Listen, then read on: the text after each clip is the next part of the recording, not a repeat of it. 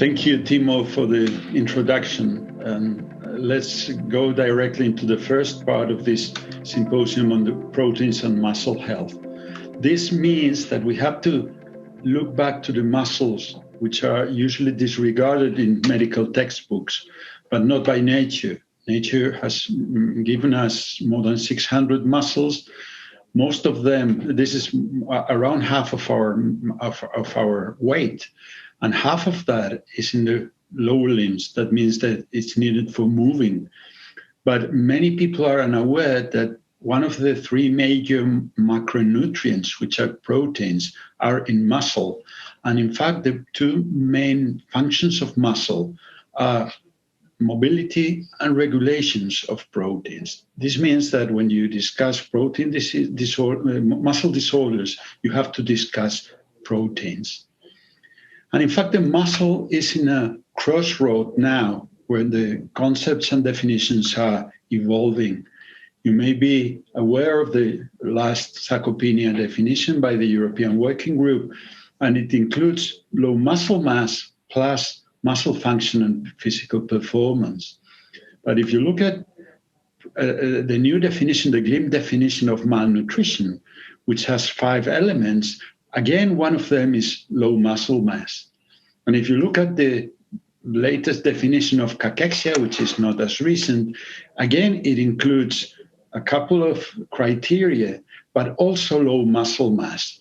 This means that when you discuss muscle mass, you're not only discussing malnutrition, but 3 different aspects of muscles. And one easy way to look at these different phases of muscles is on one side, when you have a problems in metabolic regulation and body composition, then you're talking about malnutrition. If you're talking about the mobility function, that would be sarcopenia. And if this is associated with severe disease, that may be cachexia. And of course, they are intertwined. If you look at sarcopenia categories by the European Working Group, you have a group that's called malnutrition. So that's where malnutrition and sarcopenia may coexist. But also, if you look at the part of disease, inflammatory conditions, when they are severe, they lead to cachexia. So cachexia and sarcopenia can also be together, and also with malnutrition. What happens with muscles when you age, as this is a gerontology congress? From 40 years, or perhaps starting earlier, all adults lose some muscle mass. It's around 8% per decade, but this increases rapidly after 70 years old. And the loss of muscle function is even faster. This is normative data from UK on grip strength, which is a good measure of muscle strength. And as you see, you lose it gradually starting around 30 years old. So we have built this kind of theoretical models where you have an increase of muscle when you're growing until 30 years old of age. And this is important when you have to build muscle at that age. This is different depending on the individual and also in gender. Males have more muscle than females in our species. And in adult life, you lose gradually, but this loss may be at different speeds. And at some time, it may reach a threshold to have an impact on physical performance, and later on to cause disability. And apart from diseases, the most relevant factors that impact this loss is diet and physical activity, including exercise along life. So it's not a matter only of treating problems in very old age, but to prevent problems along your adult life or the adult life of people. And this has to do with the protein dynamics in the muscle. In a stable state, muscle protein synthesis and breakdown are balanced. And at that time, you have the same muscle or a stable muscle mass. If you're able to increase the synthesis or to increase sufficiently intake, you may have muscle growth, muscle hypertrophy. But if you don't have enough intake or your breakdown is higher, then you have muscle atrophy. And we know some of the elements that regulate this. One of them, and it's not my topic today, is exercise, which may improve the balance between synthesis and breakdown. But all this evidence has led to recommendations on nutritional goals that are linked with good muscle health. The first are proteins. As we'll see, ESPEN recommends going to 1.2 or 1.5 grams per kilogram per day in people who have acute or chronic diseases, which is many older people. The usual recommendation for adults was 0.8, so this is quite much more. And something similar happens with the CO, which also mentions high-quality protein. Within these proteins, there are essential amino acids. These essential amino acids are a relevant part of the usual proteins that people are eating, but they have a specific regulation of muscle function. Essential amino acids in blends, at least in experimental research, and also leucine, also in real life, have the ability to improve muscle proteins. And again, vitamin D, at least you have to have enough vitamin D, not to have a deficit if you want to have the muscle healthy. It's not quite unclear that increasing over usual levels has any healthy effect for the muscle. This has led to two relevant papers by the PRO-AGE study group, which was based on ESPEN, and a former ESPEN expert groups. Many of the people are the same in one and the second. And they have proposed a major change in protein intake. As I said, this macronutrient had 0.8 as target for adults and older adults. But evidence shows that this is insufficient. People who become old with this intake start losing muscle and increase the risk of frailty. So the recommendation for healthy people is 30% more than that for older persons, at least over 65 to 70. And if they are sick, this increases almost 90% up. And if they are severely sick, it's up to 150% more.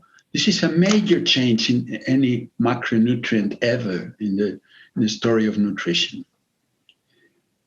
I want to come back to essential amino acids. What's the issue? Why are they called essential? Because human body cannot synthesize them. The person needs to eat them from external sources. Other amino acids can be synthesized, and they are indispensable both for protein synthesis and thus for tissue repair and of course other functions. And they are key to stimulate muscle protein synthesis. The maximum seems with supplementation of around 50 grams of essential amino acids. This means a lot of proteins every day to have them if you don't add them separate. But people usually prefer to have the diet and only increase them artificially when they are in need, which is right. But being important, total proteins are also important. This is a recent, one of many recent studies showing that the intake, increasing the muscle intake increases muscle mass. And what's more relevant, the increase in protein intake also increases gait speed, which is a good measure of physical performance, and it's linked with mortality and other adverse outcomes. So total proteins are important. Where do they usually come from in diet and also in commercial products? They usually are derived from milk. Milk has two major parts, whey and casein.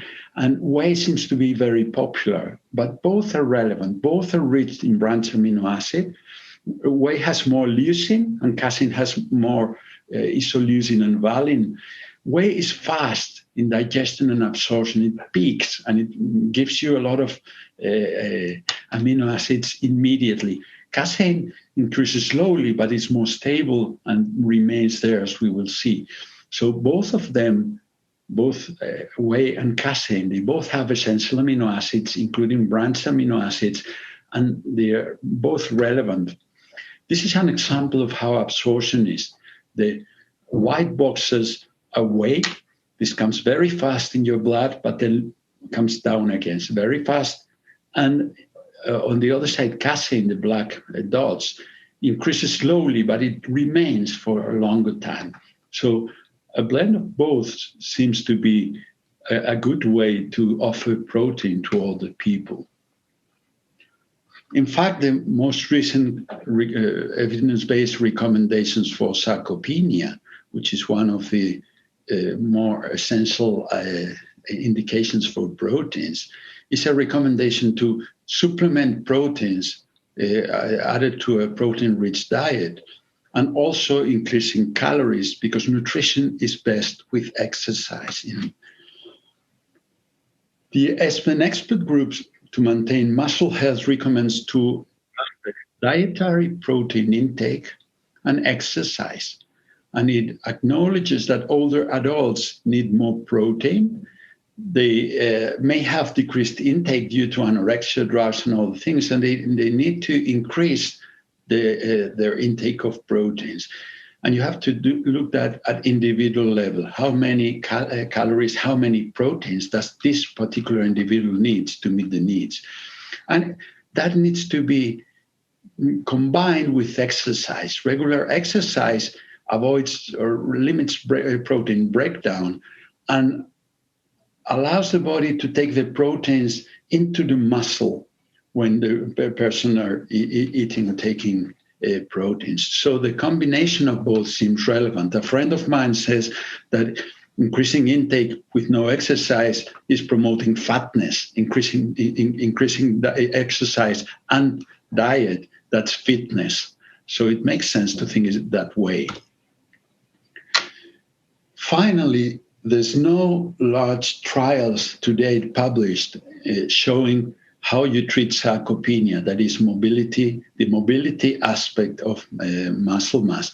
But very soon you'll have the results of the SPRINT-T study. The SPRINT-T study is an intervention of 2 years with a combined multimodal exercise that includes aerobic and includes strength and balance exercises, and also personalized dietary intervention, trying to increase over 1 to up to 1.2 the amount of proteins with usual diet. And I have to say, it's under embargo yet, but this is a positive trial. So in the very near future, if you look at the SPRINT, you'll find that this kind of interventions used for the muscle, including proteins and including exercise, will be the standard of care for sarcopenia and probably for malnutrition when malnutrition has associated sarcopenia. This is all. Thank you for your attention. We'll listen now to the bone part of this story.